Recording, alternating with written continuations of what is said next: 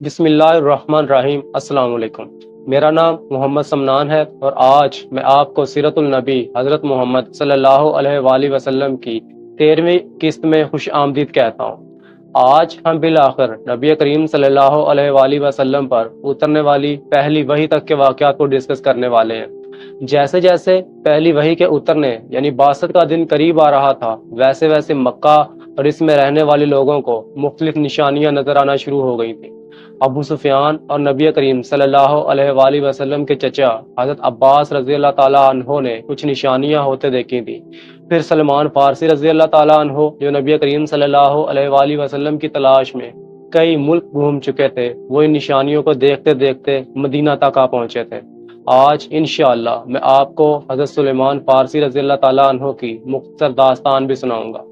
اس کے علاوہ آپ کو وحی کے نازل ہونے کے جو طریقے ہوتے ہیں ان کے بارے میں بھی ہم تفصیل کے ساتھ ڈسکس کریں گے۔ تو یوں لگتا ہے کہ جیسے پیرالل میں کئی داستانیں ایک ساتھ چل رہی تھیں کہ جو بالآخر بعثت کے دن پر آ کر ایک ہو گئیں، اور جو داستانیں میں آج آپ کے ساتھ شیئر کرنے والا ہوں ان میں سے سب سے پہلی داستان ہے حضرت ابو سفیان رضی اللہ تعالیٰ عنہ کی۔ ابو سفیان بتاتے ہیں کہ پورے عرب میں سرگوشیاں پھیل رہی تھیں کہ یہاں ایک نبی آنے والے ہیں۔ تو ایک مرتبہ میں اور امیہ ابن ابی سلطم ہم لوگ ایک بزنس ٹور پر شام کی طرف گئے۔ تو میں نے امیہ کو کہا کہ امیہ، شام میں تو بڑے علم والے لوگ رہتے ہیں، تو چلو آج یہاں کے سب سے بڑے عالم کے پاس چلتے ہیں اور اس سے پوچھتے ہیں کہ وہ نبی کب اور کہاں آئے گا۔ ہم اس عالم کے پاس پہنچ گئے اور اسے کہا، کیا آپ ہمیں اس نبی کا بتا سکتے ہیں کہ جس کا انتظار کیا جا رہا ہے؟ تو اس نے بتایا کہ وہ عرب میں سے ہوں گے، ایک ایسے شہر میں سے کہ جہاں کے لوگ ایک گھر کا طواف کرتے ہیں۔ ابو سفیان کہتے ہیں کہ میں نے اور امیہ نے ایک دوسرے کی طرف دیکھا اور اپنے اپنے دل میں یہ سوچا کہ یہ تو ہمارے مکہ کی بات ہو رہی ہے۔ پھر ہم نے عالم سے پوچھا کہ اچھا بتاؤ وہ نبی دیکھنے میں کیسے ہوں گے؟ عالم نے بتایا کہ ویسے تو وہ ایک جوان آدمی ہوں گے، لیکن ان کی نبوت کا فریضہ تب شروع ہوگا جب وہ ایک بڑی عمر میں قدم رکھیں گے۔ اس کے بعد امیہ نے اپنا پہلا سوال پوچھا کہ اچھا تو ان کی نبوت کی کیا نشانی ہوگی؟ عالم نے بتایا کہ نشانیاں تو بہت سی ہیں، لیکن ایک نشانی یہ بھی ہوگی کہ میرے اس ملک یعنی شام میں زلزلہ آئے گا۔ دیکھو عیسیٰ علیہ السلام سے لے کر اب تک یہاں 30 زلزلے آئے ہیں اور ہر زلزلے میں یہ شہر تباہ ہوا ہے۔ بس اب ایک اور زلزلہ آنا باقی ہے اور اس میں بھی یہ ملک تباہ ہو جائے گا، اور اس کے بعد پھر اس نبی کا ظہور ہوگا۔ ابو سفیان کہتے ہیں کہ یہ باتیں سن کر میں تو ہنس پڑا اور امیہ کو اشارہ کیا کہ یہ سب جھوٹ ہے، چلو اٹھو یہاں سے چلتے ہیں۔ لہٰذا ہم نے اپنا سفر دوبارہ شروع کیا، لیکن ابھی ہم اپنی منزل پر نہیں پہنچے تھے کہ ہمیں پتہ چلا کہ ہمارے نکلنے کے فوراً بعد شام میں ایک زلزلہ آیا ہے۔ تو میں اور امیہ ایک دوسرے کی طرف دیکھنے لگے اور امیہ نے مجھ سے پوچھا کہ اب تمہارا کیا خیال ہے؟ تو میں خاموش ہو گیا۔ بہرحال ہم لوگ 5 مہینے کے بعد واپس آئے تھے اور ہمارے بزنس پارٹنرز یعنی کہ وہ لوگ جنہوں نے ہمارے ہاتھ اپنا سامان بھیجا تھا وہ ہمارے گھر آنے لگے تھے اور اپنے اپنے سامان کے متعلق ہم سے پوچھنے لگے، یہاں تک کہ ایک دن محمد بھی ہمارے گھر آئے، لیکن باقی لوگوں کی طرح انہوں نے مجھ سے اپنے سامان کے متعلق کچھ نہیں پوچھا، بلکہ صرف میری خیریت دریافت کی، شام میں میرے سٹے کے متعلق پوچھا اور پھر واپس چلے گئے۔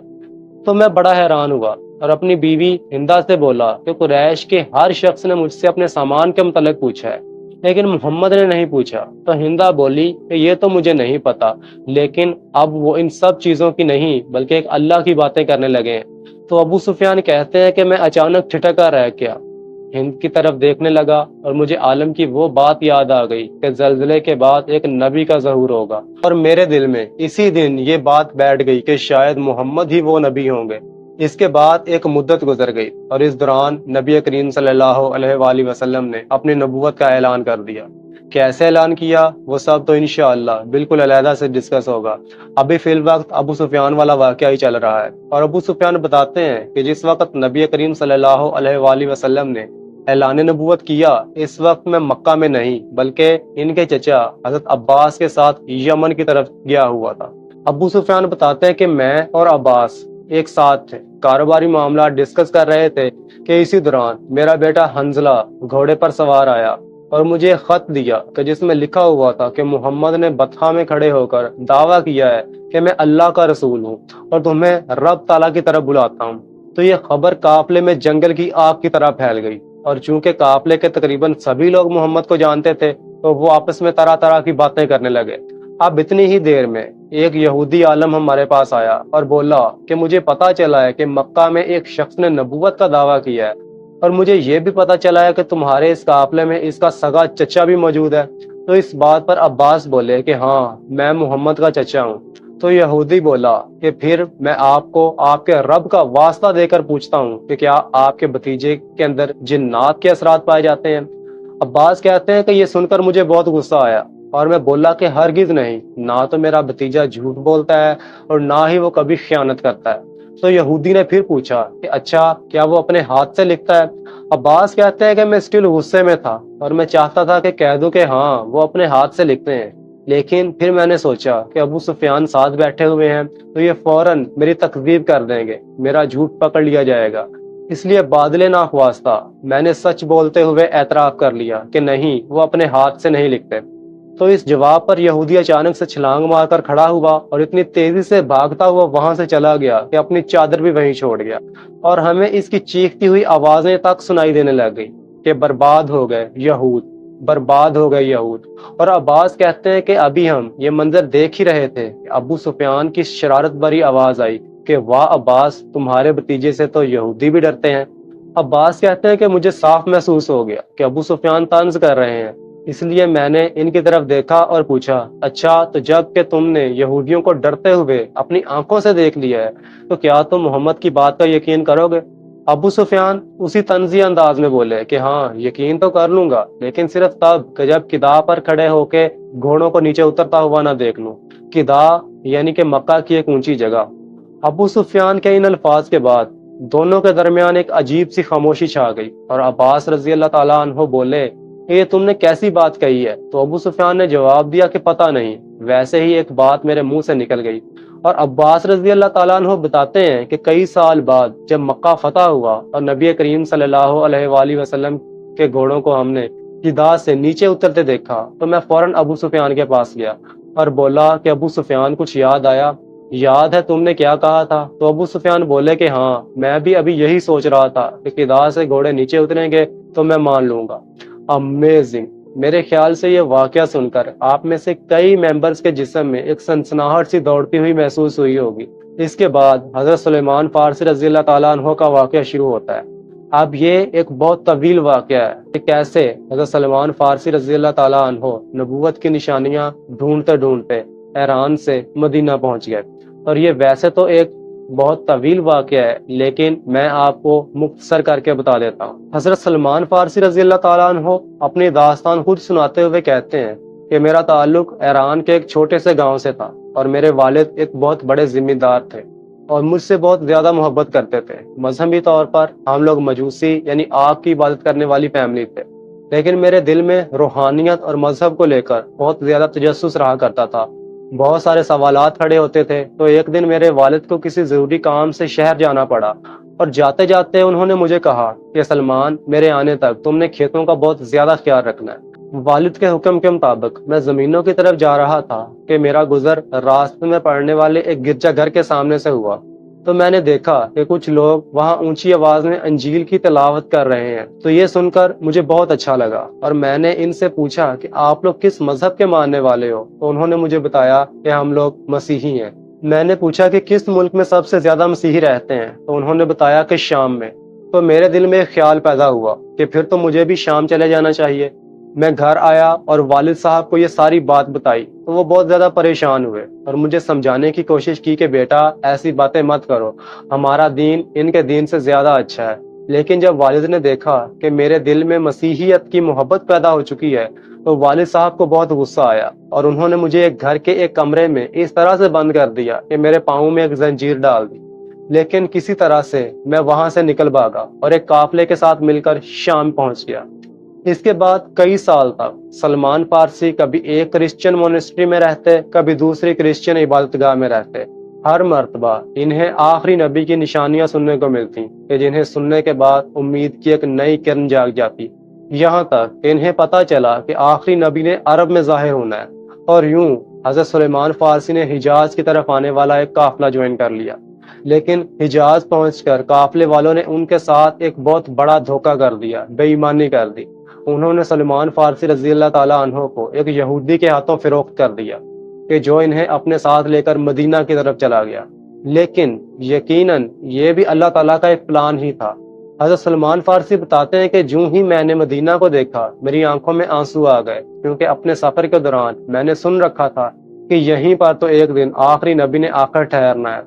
اور ایک دن کہ جب میں کھجوروں کے درخت پر چڑھا کھجوریں اتار رہا تھا اور میرا یہودی مالک نیچے کھڑا تھا کہ اچانک ایک شخص نے آ کر اطلاع دی کہ مکہ سے مدینہ محمد آئے ہیں، کہ جو خود کو خدا کا پیغمبر کہتے ہیں۔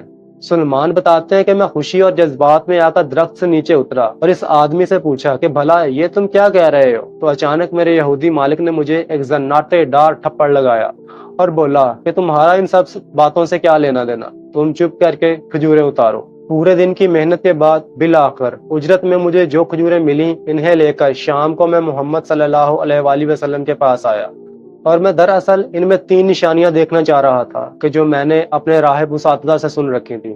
لہٰذا میں نے اپنا پہلا ٹیسٹ کیا اور محمد سے کہا کہ یا محمد، یہ میں کچھ صدقے کی کھجوریں لے کر آیا ہوں، تو انہیں قبول فرما لیجیے۔ نبی کریم صلی اللہ علیہ وآلہ وسلم نے کھجوریں لے لی، لیکن خود انہیں ہاتھ بھی نہیں لگایا اور اپنے اصحاب کے درمیان بانٹ دی۔ میں مسکرا پڑا کیونکہ میری پہلی نشانی پوری ہو چکی تھی۔ آخری نبی صدقہ قبول تو کر لے گا لیکن خود استعمال نہیں کرے گا، بلکہ اسے دوسروں کو دے دے گا۔ اگلی شام میں پھر سے کچھ کھجوریں لایا اور بولا کہ یا محمد، یہ صدقے کی نہیں بلکہ تحفے کی کھجوریں ہیں، اور خاموش ہو کر دیکھنے لگا کہ اب نبی کریم صلی اللہ علیہ وآلہ وسلم کیا کرتے ہیں۔ یہ میرا دوسرا ٹیسٹ تھا، اور جب میں نے دیکھا کہ نبی کریم صلی اللہ علیہ وآلہ وسلم نے وہ کھجوریں خود بھی کھائی ہیں تو میں مسکرا پڑا، کیونکہ یہ دوسری نشانی تھی کہ جو پوری ہوئی کہ آخری نبی تحفہ نہ صرف قبول کرے گا بلکہ خود استعمال بھی کرے گا۔ اور اب سب سے آخری نشانی دیکھنا باقی رہ گئی تھی، اور وہ نشانی تھی مہر نبوت۔ تو سلمان فارسی کہتے ہیں کہ میں نبی کریم صلی اللہ علیہ وآلہ وسلم کے پیچھے اس طرح کھڑا ہو گیا کہ شاید مجھے آپ کی کمر پر موجود مہر نبوت نظر آ جائے، اور خدا جانتا ہے کہ اس وقت رسول اللہ صلی اللہ علیہ وآلہ وسلم نے چادر کو پیچھے کیا اور مجھے تیسری نشانی یعنی مہر نبوت بھی نظر آ گئی، اور میں وہیں نیچے گر پڑا اور دھاڑے مار مار کر رونے لگا اور کہنے لگا اشہد ان لا الہ الا اللہ و اشہد ان محمد رسول اللہ، کہ خدا جانتا ہے کہ کب سے میں آپ یعنی آخری نبی کی تلاش میں تھا۔ اللہ اکبر۔ کہ اس خوبصورت واقعے کے بعد اب ہم سیرت النبی صلی اللہ علیہ وآلہ وسلم کے اس فیز میں داخل ہو چکے ہیں کہ جو ایکچولی نبی کریم صلی اللہ علیہ وآلہ وسلم کی بعثت کے متعلق ہے، اس دن کے متعلق ہے کہ جب نبی کریم صلی اللہ علیہ وآلہ وسلم پر پہلی وحی کا نزول ہوا تھا۔ ایک بہت مشہور حدیث ہے اور شاید آپ سب لوگوں نے سن بھی رکھی ہوگی۔ حضرت عائشہ صدیقہ رضی اللہ تعالی عنہا بتاتی ہیں کہ نبی کریم پر وحی کا آغاز سچے خوابوں کی شکل میں ہوا تھا۔ آپ صلی اللہ علیہ وآلہ وسلم جو بھی خواب دیکھتے حقیقت میں بھی وہ خواب بالکل ویسے ہی ہو جاتا تھا جیسا کہ آپ صلی اللہ علیہ وآلہ وسلم نے دیکھا تھا۔ یہ ایک بہت مشہور حدیث ہے اور بخاری کی بالکل شروعاتی یعنی تیسرے نمبر کی حدیث ہے۔ لیکن وہ خواب کیسے تھے؟ کافی محنت سے میں نے کچھ ایسا ڈیٹا اکٹھا کیا ہے کہ جو عموماً سننے کو نہیں ملتا۔ مثلاً ان دا کیس کہ وہ خواب کیسے تھے جو نبی کریم صلی اللہ علیہ وآلہ وسلم دیکھا کرتے تھے، اور اب میں آپ کو وہ خواب سنانے والا ہوں۔ ایک رات نبی کریم صلی اللہ علیہ وآلہ وسلم نے دیکھا کہ آنے والا ایک آپ کے پاس آ رہا ہے، اور اس کے ساتھ دور پیچھے 2 اور بھی نظر آ رہے ہیں، اور وہ دونوں آپ علیہ السلام کو دیکھ رہے ہیں اور ایک دوسرے سے کہہ رہے ہیں کہ کیا یہ وہی ہے؟ اس کے بعد نبی کریم صلی اللہ علیہ وآلہ وسلم کی آنکھ کھل گئی، اور صبح اٹھ کر آپ صلی اللہ علیہ وآلہ وسلم نے یہ خواب اپنے چچا ابو طالب کو سنایا۔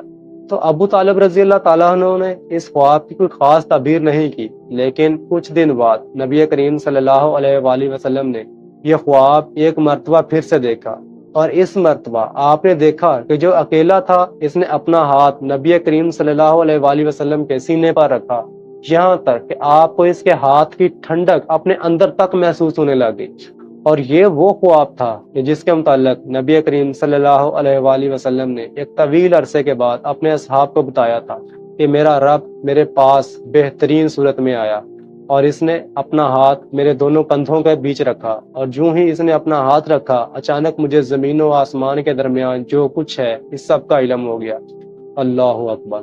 پھر ایک اور رات نبی کریم صلی اللہ علیہ وآلہ وسلم نے ایک اور خواب دیکھا کہ آپ کے گھر کی چھت میں سے ایک لکڑی نکل گئی ہے اور اس میں سے ایک ایسی سیڑھی نیچے اتر رہی ہے کہ جیسے وہ چاندی کی ہو۔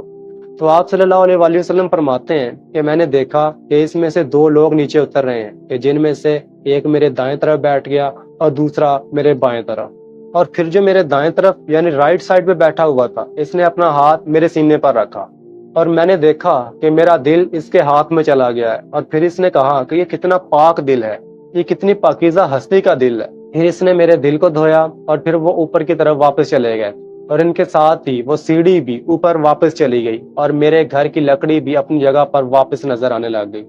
اگلی صبح نبی کریم صلی اللہ علیہ وآلہ وسلم نے یہ خواب خدیجۃ الکبریٰ رضی اللہ تعالی عنہا کے ساتھ بھی شیئر کیا تھا۔ پھر اسی طرح کہ کئی خواب جو تقریباً 6 ماہ تک چلتے رہے، اور اس دوران نبی کریم صلی اللہ علیہ وآلہ وسلم کو تنہائی پسند آنے لگ گئی تھی۔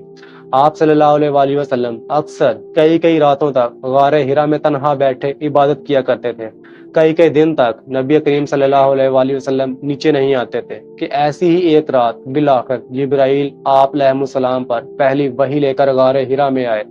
اس رات رمضان المبارک کی یا تو 17ویں رات تھی یا پھر 24ویں رات، اور گریگون کیلنڈر کے اعتبار سے اگست کا مہینہ تھا۔ جبرائیل علیہ السلام کے ایک ہاتھ میں کتاب تھی اور دوسرے ہاتھ میں سبز رنگ کی ایک دیبا یعنی سبز رنگ کا ایک انتہائی خوبصورت کپڑا کہ جس پر فلورل انداز میں لکھائی ہوئی ہوتی ہے، اور یہ دونوں چیزیں اپنے اندر ایک سمبولک میننگ رکھتی ہیں کہ جو ابھی میں بتاتا بھی ہوں۔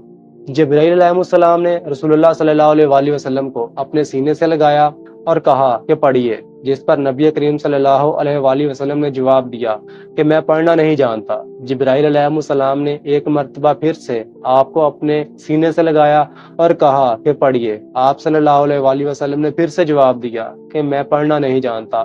انہوں نے پھر تیسری بار آپ صلی اللہ علیہ وآلہ وسلم کو اپنے سینے سے لگایا اور کہا کہ پڑھیے، اور پھر قرآن کی پہلی وحی نازل ہوئی کہ پڑھیے اپنے رب کے نام سے کہ جس نے انسان کو جمے ہوئے خون کے لوتھڑے سے پیدا کیا، اور پڑھیے اور آپ کا رب بڑا ہی کریم ہے کہ جس نے قلم کا استعمال سکھایا، جس نے انسان کو وہ کچھ سکھایا کہ جس کا اسے کوئی علم نہیں تھا۔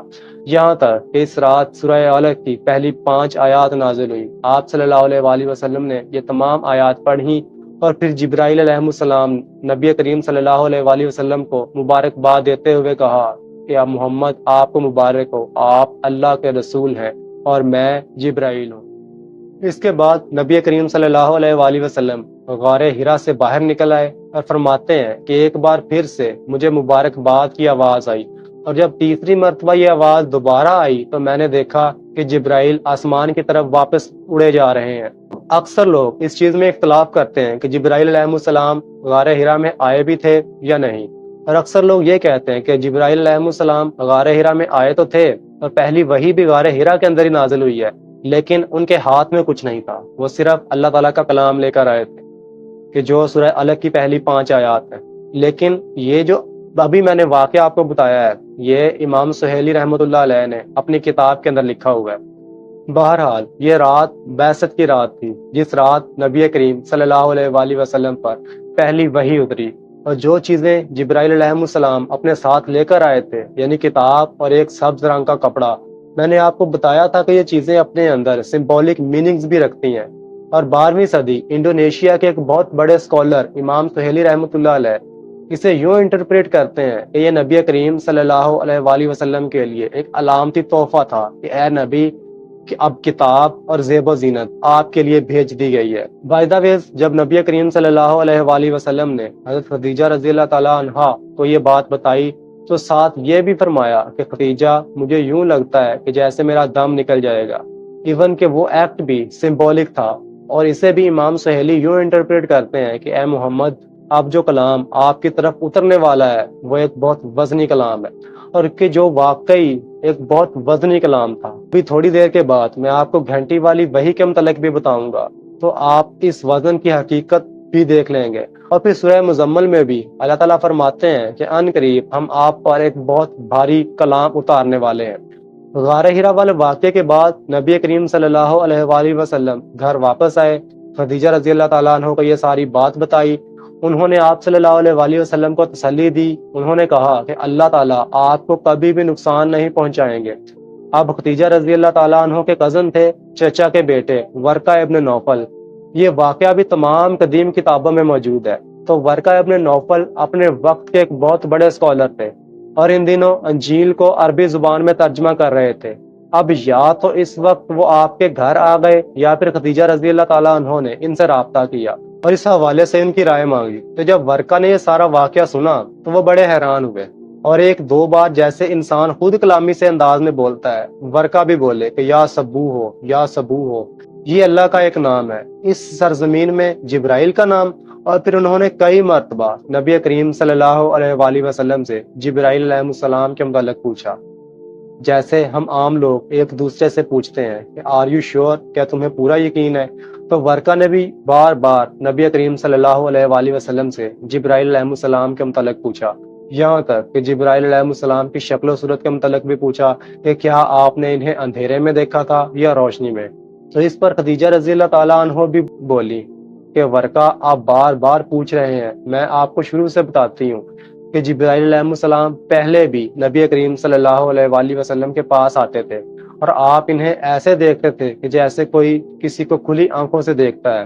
میں اٹھ کر محمد کی دوسری طرف بیٹھ جاتی اور پھر پوچھتی کہ کیا اب بھی آپ انہیں دیکھ رہے ہیں؟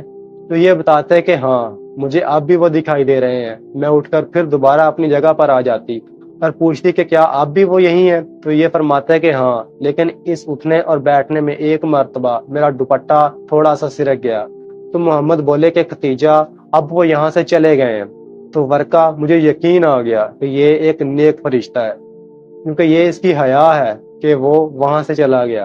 لہٰذا مجھے محمد صلی اللہ علیہ وآلہ وسلم کی ایک ایک بات کا یقین ہے کہ یہ سچ بول رہے ہیں۔ اور پھر نبی کریم صلی اللہ علیہ وآلہ وسلم نے سورہ الگ کی وہ 5 آیات پڑھی جو وحی کے ذریعے نازل ہوئی تھیں، اور انہیں سن کر ورقہ ابن نوفل پھوٹ پھوٹ کر رونے لگے اور کہنے لگے کہ یہ الفاظ تو بالکل ویسے ہی ہیں کہ جیسا کلام اس سے پہلے موسیٰ علیہ السلام پر اترا تھا۔